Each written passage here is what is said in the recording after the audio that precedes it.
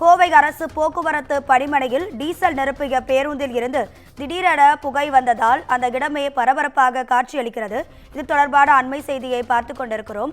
அரசு பேருந்தில் டீசல் நிரப்பிய பேருந்தில் திடீரென கரும்புகை வந்ததால் அப்பகுதியில் இருந்தவர்கள் அதிர்ச்சி அடைந்துள்ளனர். இது தொடர்பான காட்சிகளும் வெளியாகி இருக்கிறது.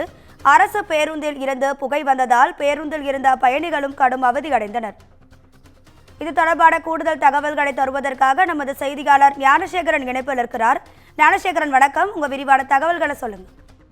வணக்கம் ராதிகா.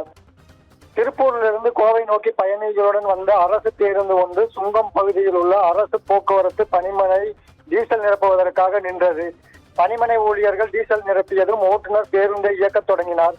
அப்பொழுது திடீரென பேருந்திலிருந்து புகை வந்ததால் அதிர்ச்சி அடைந்து ஓட்டுநர் பேருந்திலிருந்து பயணிகளை இறங்குமாறு கூற பயணிகள் அலறி அடித்துக் கொண்டு பேருந்திலிருந்து இறங்கினர்.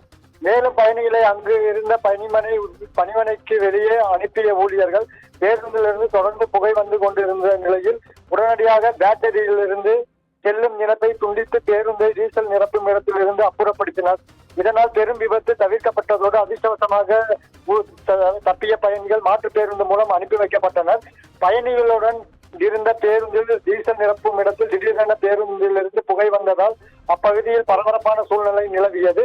அந்த அரசு பேருந்தில் ஏற்கனவே கடந்த வாரம் ஸ்டார்டிங் மோட்டார் பழுதாகி இருந்த நிலையில் அதை மாற்றாமல் அப்படியே இயக்கியதால் தான் பேருந்து ஸ்டார்ட் செய்யும் போது மோட்டாரிலிருந்து புகை வந்ததாக பணிமனை ஊழியர்கள் தரப்பில் கூறப்பட்டுள்ளது.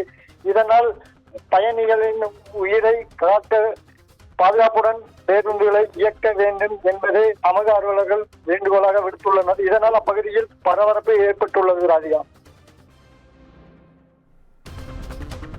உங்க விரிவான தகவல்களுக்கு நன்றி ஞானசேகரன்.